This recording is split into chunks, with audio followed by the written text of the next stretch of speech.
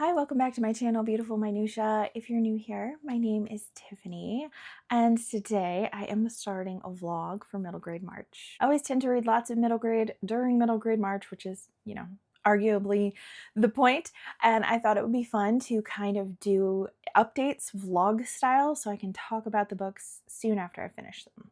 If you remember from my TBR video, there are not very many books that I actually concretely planned for middle grade March.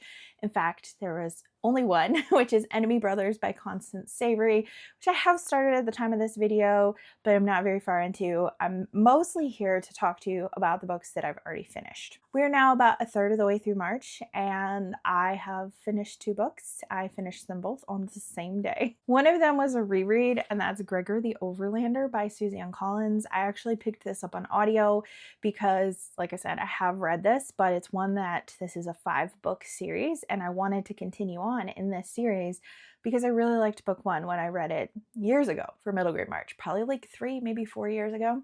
So I picked this up on audio so I could just kind of like breeze through it because I knew I would need a refresher on the plot. And boy, am I glad that I did that because there were so many things that I didn't remember, especially when we got to the end and there were like some plot twists. So I was like, I don't remember any of this at all.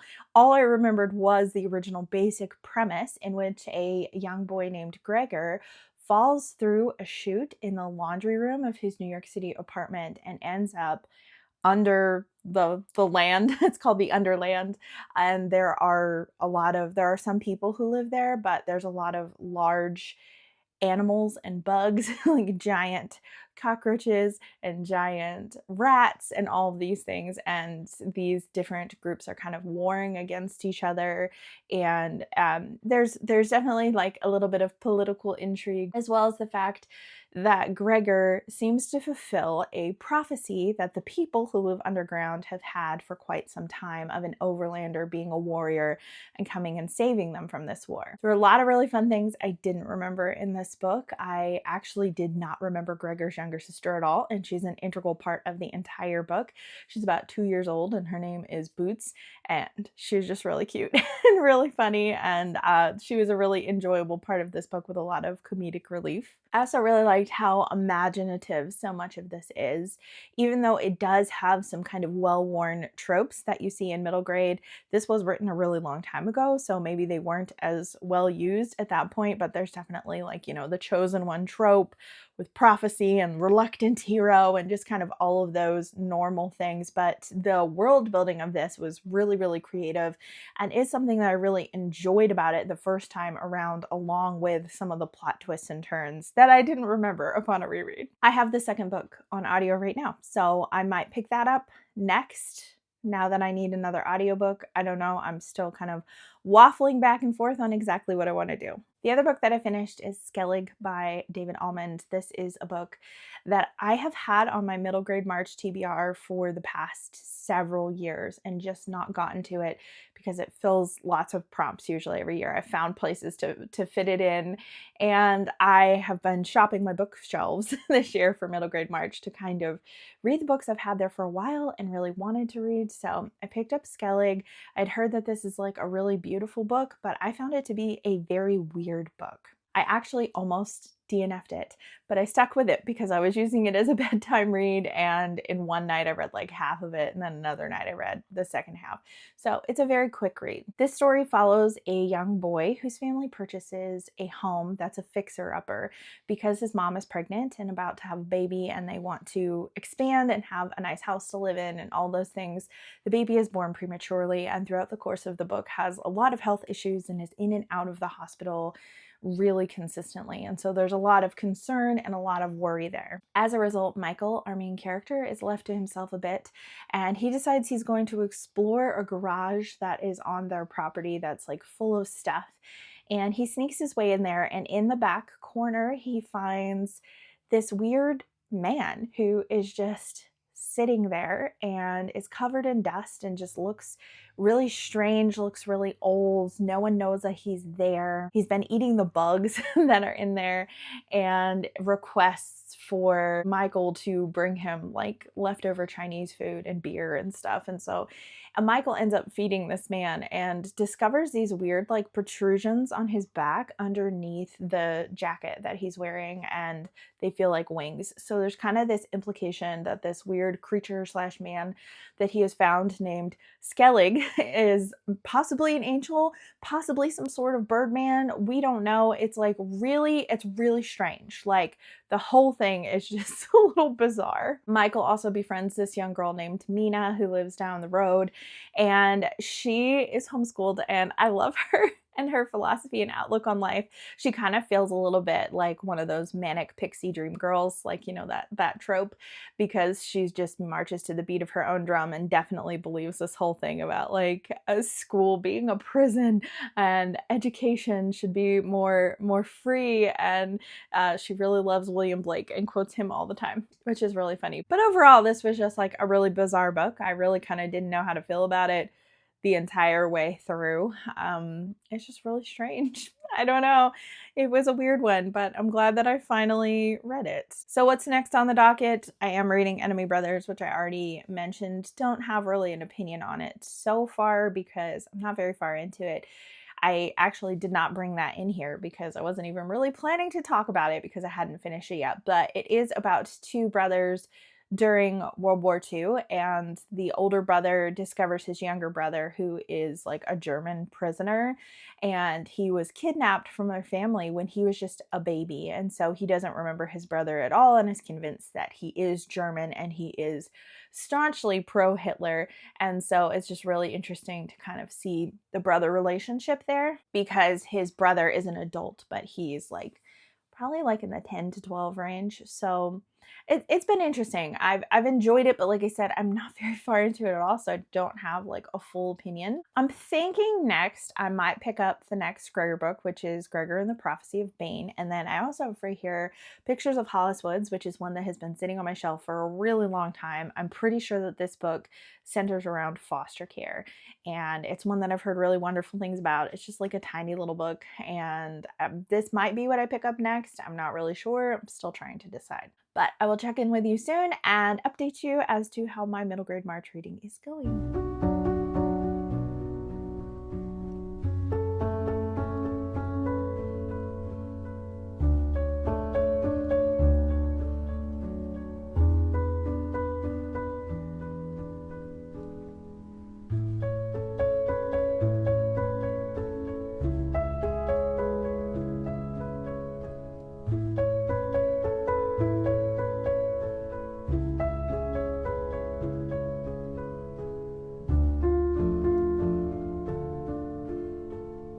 Hello friends, since last we have chatted, I've finished quite a few things. Granted, 2 of them are volumes of middle grade manga, so that's why I started this series, Hikaru in the Light. So volume 1 and 2 our library had when we stopped there earlier in the week. And this is the story of a young Japanese girl who kind of gets scouted and ends up entering in this survival competition to join a K-pop group. And my daughter and I have watched a lot of K-pop survival shows where they build a group and like eliminate people slowly. And so it sounded like something that would be right up our alley. And sure enough, it is. I found the first book to be fine. I enjoyed it, but I thought book 2 was really great because book 1 is like introduction to the characters and the audition process. Book 2 is them at this survival camp. And so I thought that they were really fun. It's not very often that you see manga that have full color illustrations, so that was something that was really enjoyable as well. They were just really cute. I think our library only has 1 and 2, so I need to find a way to get 3 and 4 because there's only 4 volumes total, and we definitely want to finish the series. I also finished listening to Gregor and the Prophecy of Bane, which obviously I do own physically, but I was listening to it on audio because they're really great on audio. The narrator is really fantastic. So I enjoyed this one. I'm not feeling overly invested in the story as a whole, and I don't know if that's just like where I am right now, but Each book does have like some really good plot twists towards the end. I feel like it has really good character development. I'm really enjoying Gregor as a character, seeing him grow and change. And this is a different prophecy than the prophecy that's in the first book. And so it's exploring a different side of things. We're also introduced to some giant fireflies, which were not bugs that were in the first book. We had cockroaches in the first book, and we have cockroaches here too, and spiders actually. But this one has fireflies also. So it's still really fun. I may continue on to book 3 this month. I may not. I haven't decided yet. I'm not like overly excited to jump into book 3, but I'm still enjoying them. They're like solid, fun reads, but they're not as memorable as I would have hoped. And then I also did pick up Pictures of Hollis Woods. I read this short little book in like 2 sittings. You could probably even read it in one because it reads really quickly. It's like 160-ish pages. This is the story of a girl who enters foster care, and she has bounced from house to house to house to house to house. And we begin with her kind of having these pictures where she flashes back. She's an artist and she draws pictures of parts of her life, and you can see her remembering this encounter with this family. She's not with this family, and this family really loves her and seems like they want to adopt her. And so there's this whole element of like, what happens to make her run away, to make her leave that situation, and you don't know. And so it's slowly revealed that you have chapters of her in the present with the current foster home she's in, and then flashing back to this other family that you would think she would want to stay with. So what happened to make her leave? And so I like the way that that kind of unfolds, as well as the fact she ends up in this foster care home of this woman who is in the beginning stages of dementia. And Hollis Woods does not want the social worker to know this, because if she knows this, then she's going to take Hollis Woods from this home. And Hollis actually really likes this home. And she hasn't stayed with very many homes ever. She's always been running away from homes or had families not want her. But this older woman really loves her and does want her, and she doesn't want to be taken away from her. She wants to help take care of this woman. And so it's really a wonderful story. Very heartwarming, very gut-wrenching at times, because it's just hard to read about kids in the foster care system. You don't get any information as to why she's in the foster care system. I think that she's an orphan, or both of her parents have had their rights completely revoked because there's nothing really standing in the way if someone wanted to adopt her. So I did really enjoy this one. I was kind of hoping it'd be a 5-star, not quite at that level, but I did really enjoy it and thought it was really well done. So today is March 20th. I'm trying to decide what I want to pick up next, because I know that I'm not done with middle grade reads. I want to squeeze in at least 1 or 2 more, even though I've read a lot. A lot of them have been short and they've been easy to get through. The one that I am still currently working on is Enemy Brothers by Constance Savory, but I'm doing a whole vlog for that for my Patreon, so I'm not really going to go into details of that now. But I do have a little stack of a few books that I pulled off my bookshelf that I am particularly interested in. One of them is When Stars Are Scattered. I think there's a really good chance that I'm going to pick this up because it's a graphic novel and it would be a very quick read. I know it's super emotional because it has to do with these refugee brothers. So I think that is one that would really tug on my heartstrings. And so would Okay for Now by Gary D. Schmidt. I love The Wednesday Wars and I love The Labors of Hercules Beale.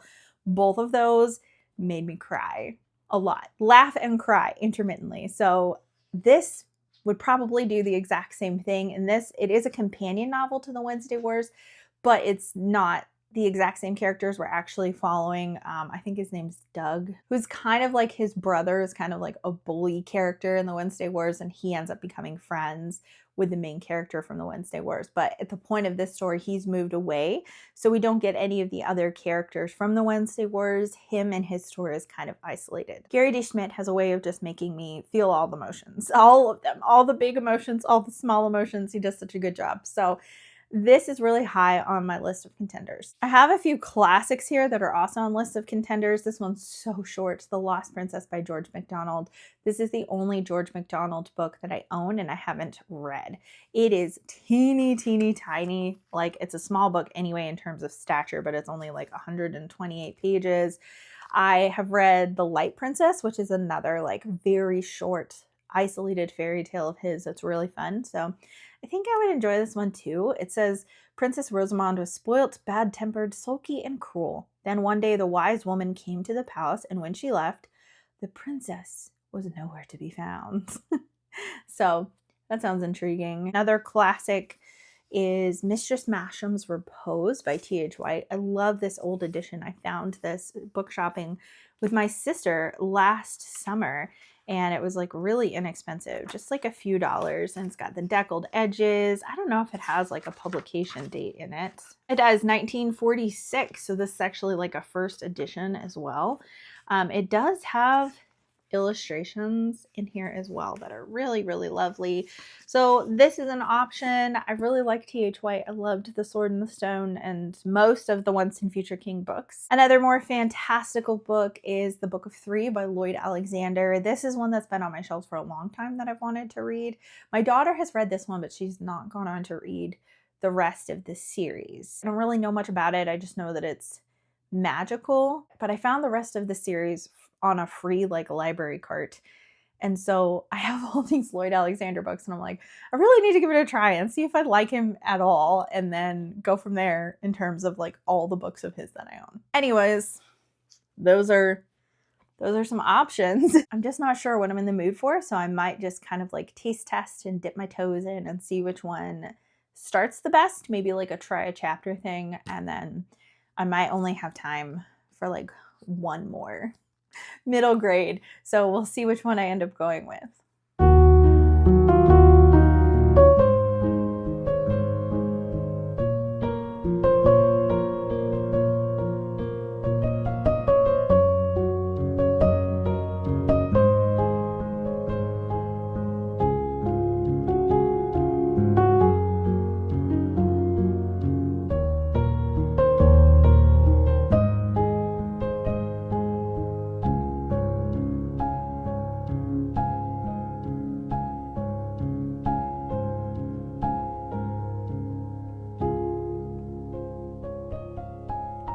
Hello friends, it is time to wrap up this middle grade March vlog. At the time of me filming this, there's still like 4 days left of March, but I'm not gonna be home for very many of them. And I did finish a couple more things, so I'm just gonna wrap it up and talk about the things that I read. So first of all, I did finish Enemy Brothers. I mentioned that I was reading this. I did a whole long vlog for my Patreon, so if you're really interested in that, I'd encourage you to check that out if you're really interested in this book.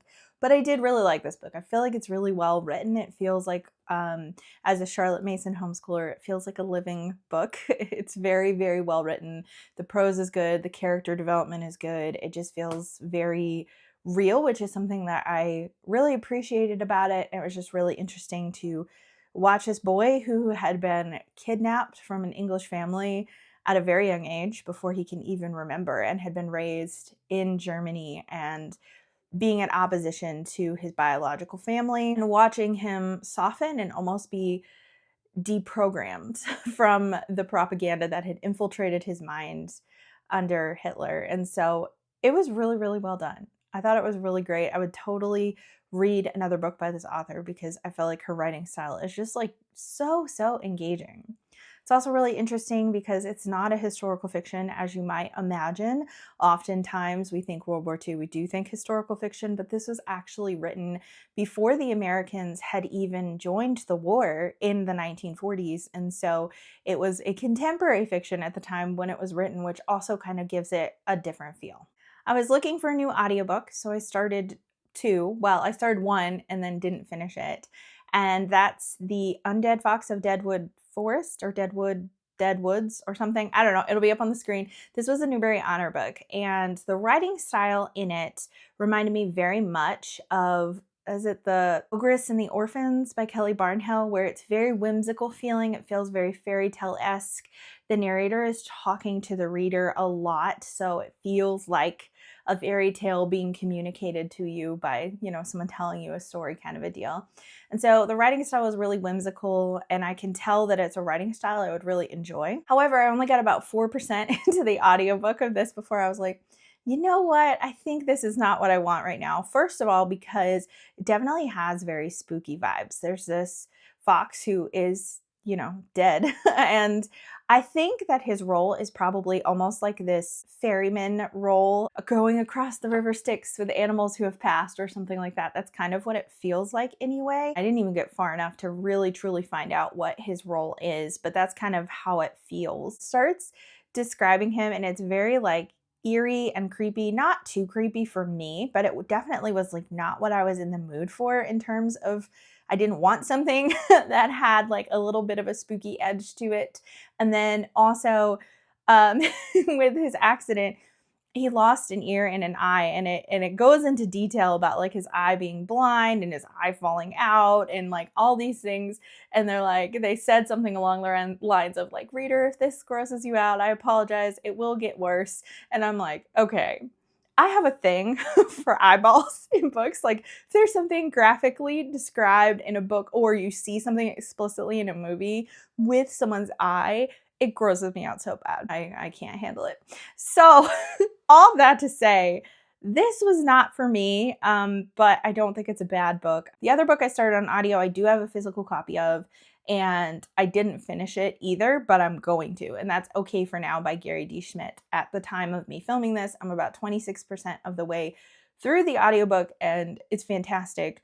Love it to pieces. It's so good so far. The reason why I'm not finishing it is just because I know that I won't be home to be like, I always listen to audiobooks when I'm doing menial chores and stuff. And so I know that I'm not going to finish this by the end of the month. So figured I'd just briefly introduce like what it is here because it was part of my middle grade reading, but this does follow Doug Switek, who was kind of a bit of a bully coming from a rough home in the Wednesday Wars. And at the beginning of this book, they move away to, I think, Maryville. It's like this little podunk town, very different from where they lived before. And he's having trouble adjusting.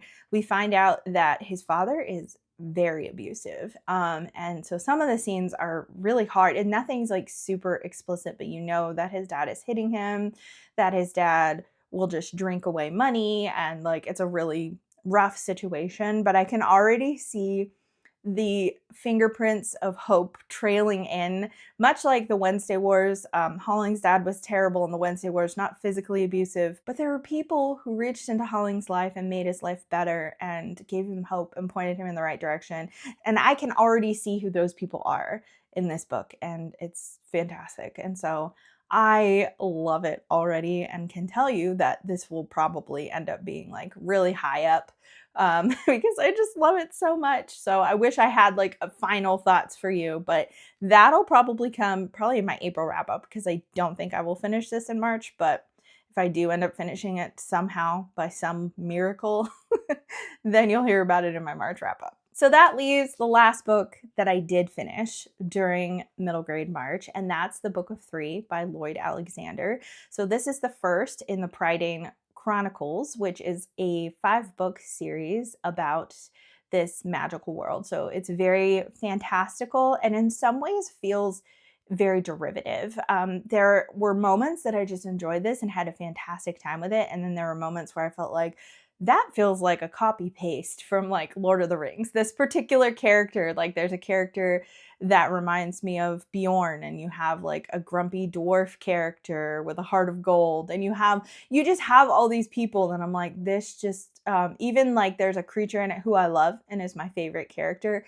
He reminds me of Gollum from Lord of the Rings, but Gollum when he's Smeagol, you know, when he's like coming around and trusting people around him, that's who he reminds me of. And the way that he talks is just so fun and so cute. He wants to eat and he's always looking for munchings and crunchings. And that was the only thing my daughter remembered from this book when she read it a few years ago, because she thought it was a little bit boring. And I can see that because the pacing's really, really off with this book, where it'll be like nothing's really happening and people are just talking, and then all of a sudden, bam, 5 things happen and then nothing happens again. And so the pacing is very inconsistent in this book, so I can see why she felt like it was boring and it takes a long time for anything to happen at all. But in this book, we do follow a boy named Taran, and Taran is someone who wants to be a hero so very badly, and he lives with these people who are caring for this magical pig who is essentially an oracle and can like tell the future sometimes. And her name is Henwen. And so he really wants to be a hero, but his only title is assistant pig keeper. There's this dark lord who's trying to take over and feels very Sauron-esque, but he's trying to take over, and he's, you know, swaying. There's all these different kingdoms in this area, and he's swaying them, some of them, to his side, and his reign is just kind of pushing forward and increasing. And so Hen Wen ends up running away, and Taryn tries to go after her and bring her back because she's important. They need the oracle that she has to offer to advise them what to do in these trying and dark times. And so he ends up meeting up with this ragtag group of misfits, a king slash prince who has become a bard because he doesn't want to be in charge of a kingdom, a young girl who is also a favorite character of mine. I think you pronounce her name Eilonwy, something like that. She's just really snarky, but really observant and really wonderful and loyal, and so I really liked her as well. I actually found Taryn to be the most bland of all the characters, even though he's the main character.